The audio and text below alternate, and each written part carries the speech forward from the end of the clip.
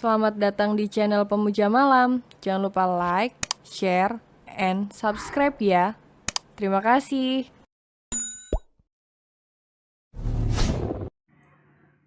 Chapter 24. Tak nyaman untuk tinggal. Kamu sudah menikah, tetapi tidak memberitahukan kami. Apa kamu gila, Barah? Kamu anggap apa kami, hah? Tanya Immanuel tajam. Ia memandang wajah satu persatu dua orang yang baru saja mengaku sebagai sepasang suami istri setelah 28 jam yang lalu. Di antara semua orang yang ada di ruangan itu hanya Alice yang tampak santai. Wajahnya datar, tak ada sedikit pun rasa khawatir dan canggung. Sementara Noah sudah dibawa oleh pelayan untuk bermain sebentar. Sedangkan Gisela tak diperbolehkan untuk mendekati ruang keluarga itu sedikit pun bersama Brian. Dua orang itu hanya akan menjadi pengacau yang membuat suasana semakin memanas. Jelita merasakan gejolak rasa sedih di hatinya, seperti terhempas ombak hingga ke pinggir lautan, sakit tetapi merasa tenang.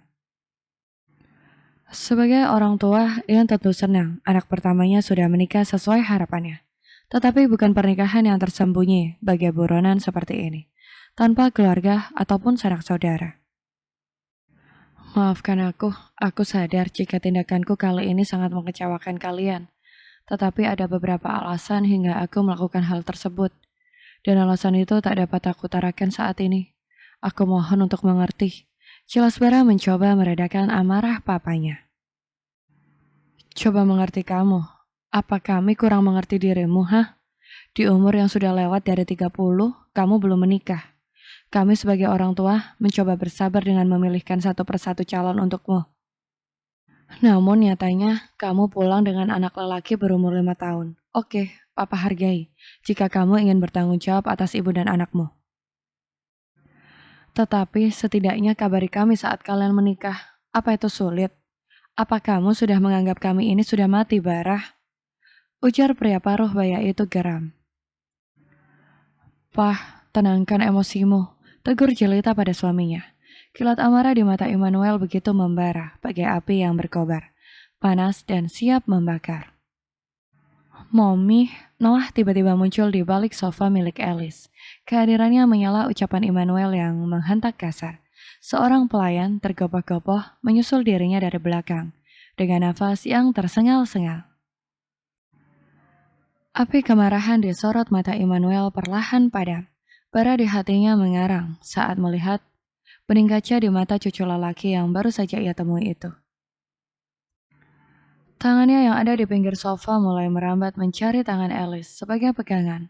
Sorot mata itu memancarkan ketakutan dan kemarahan padanya. Noah, kenapa kesini? Kenapa tidak sama Mbak Tiwi saja? Jelita ingin menyambut cucunya itu, tetapi Noah langsung menolak. Bocah itu memilih untuk duduk di pangkuan Alice dan memeluknya erat. Mommy, let's go home. I don't like this house. I want to go back to Grandpa's Robert's house.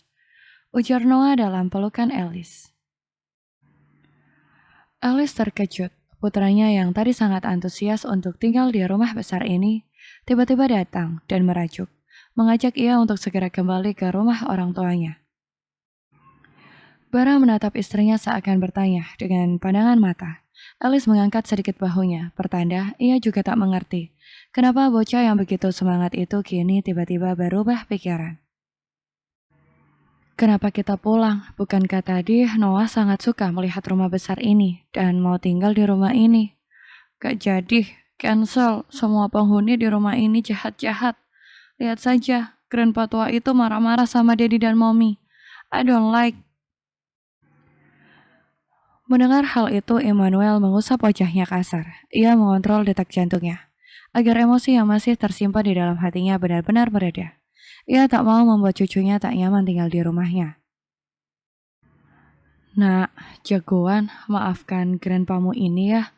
Grandpa tidak marah, hanya sedang bermain tangkap penjahat dengan dedimu itu.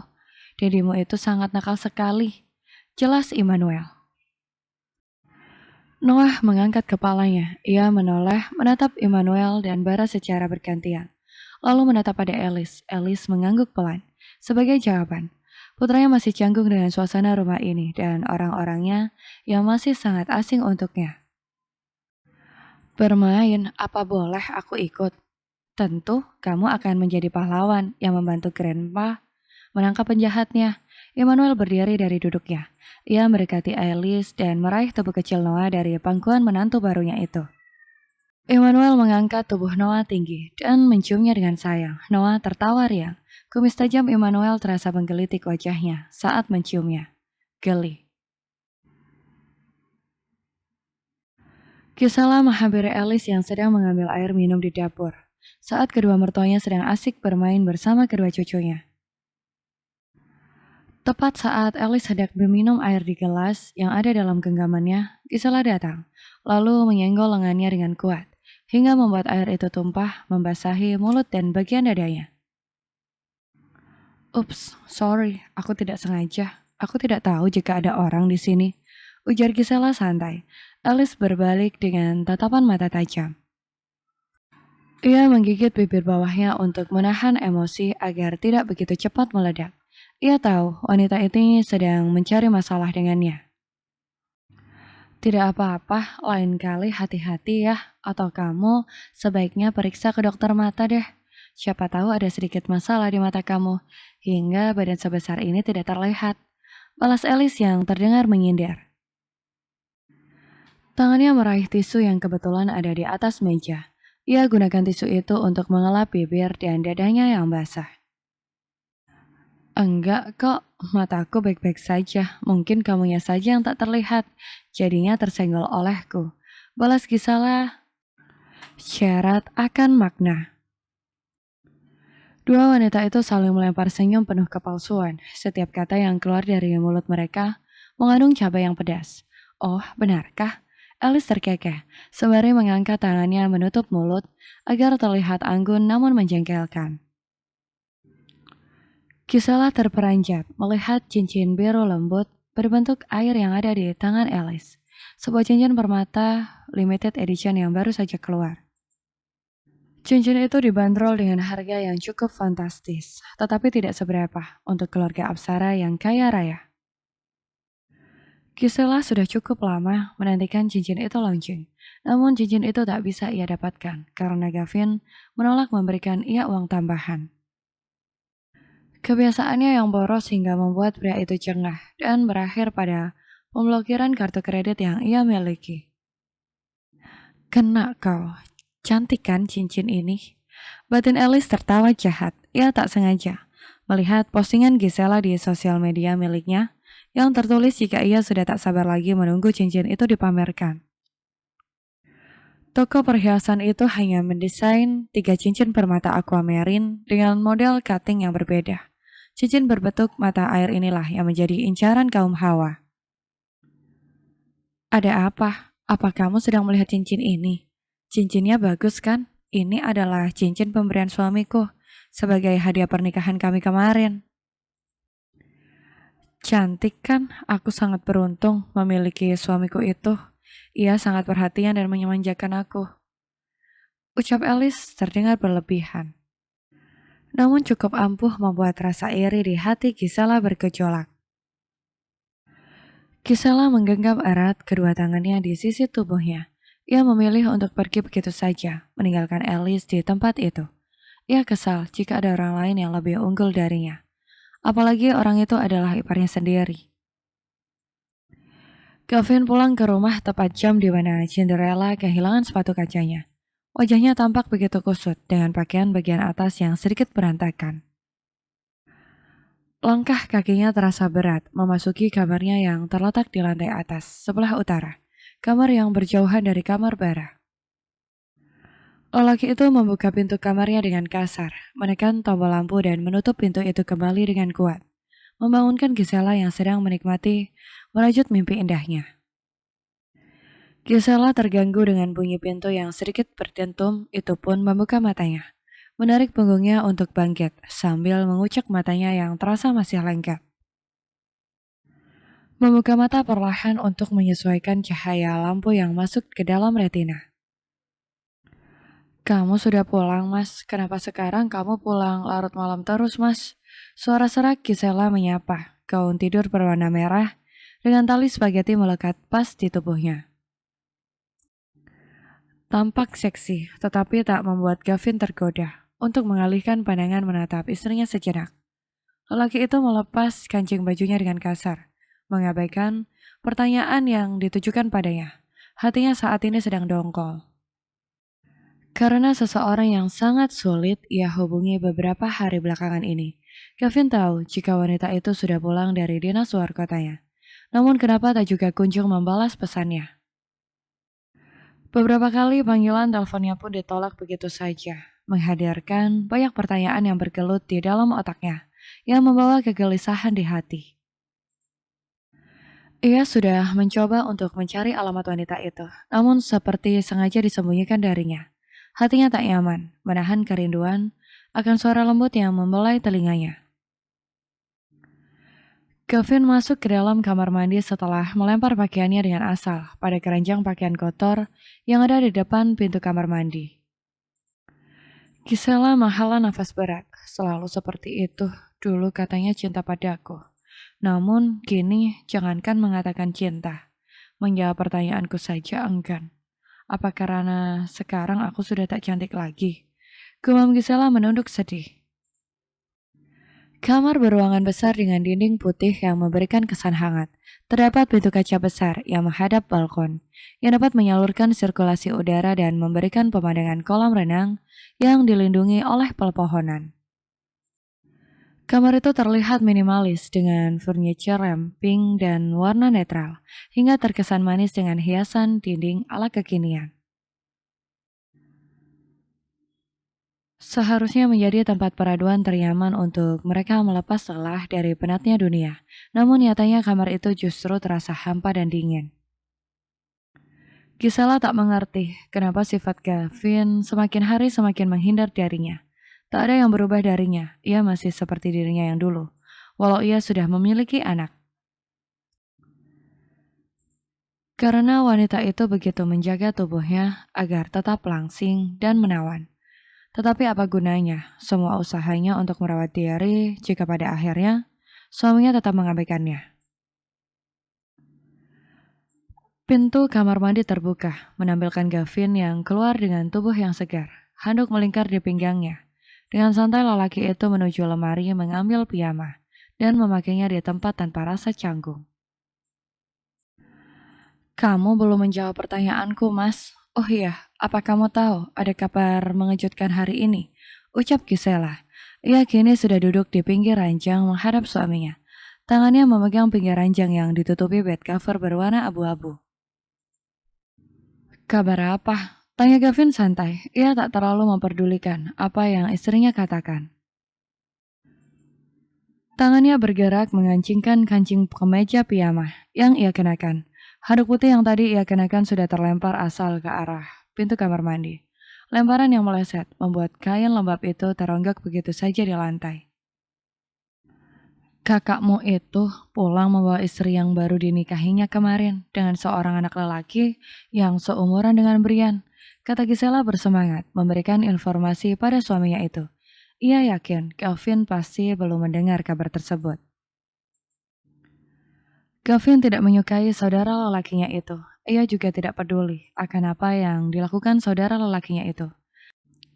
Tetapi Gavin akan senang jika dirinya lebih unggul dari saudaranya dalam berbagai hal.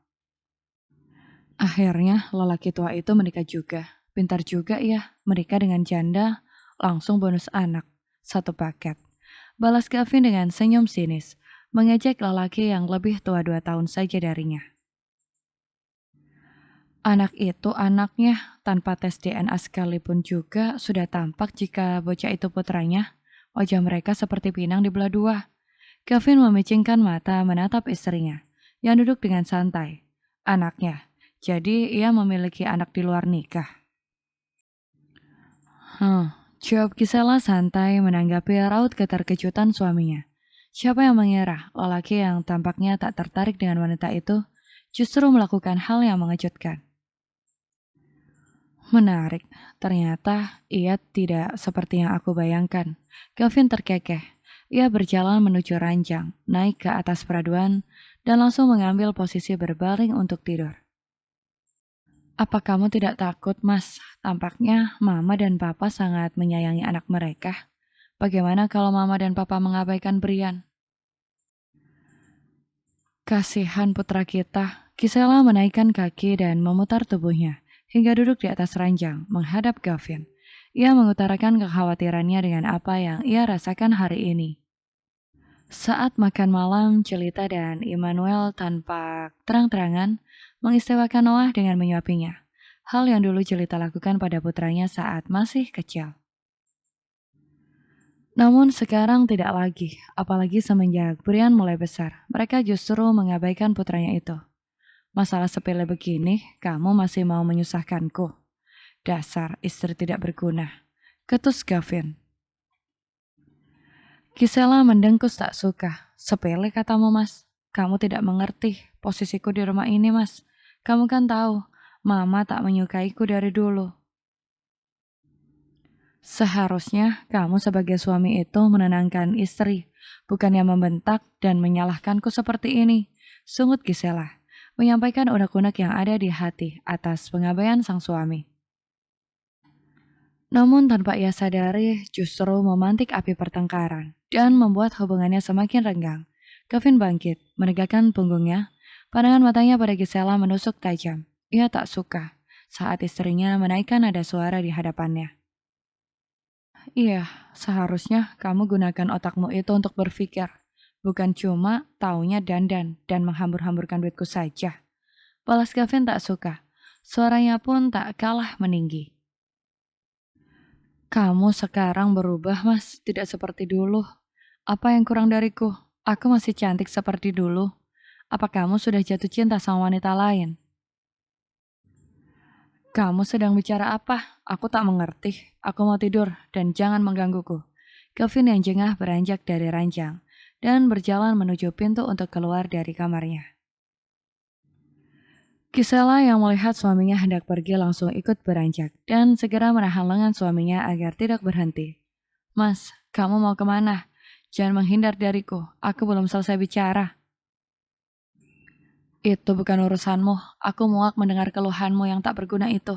Aku pikir dengan menikahimu, hidupku akan jauh lebih bahagia. Ternyata kamu jauh lebih buruk dari wanita gendut itu. Kamu bandingkan aku dengan mantan istrimu itu, Mas. Dari segi mana aku kalah darinya? Aku jauh lebih cantik darinya. Sentak Gisela tak terima. Ia menaikkan dagunya dengan pongah. Setidaknya ada dia, aku tak perlu pusing dengan persoalan rumah. Ia juga melakukan kewajibannya sebagai seorang istri dengan baik.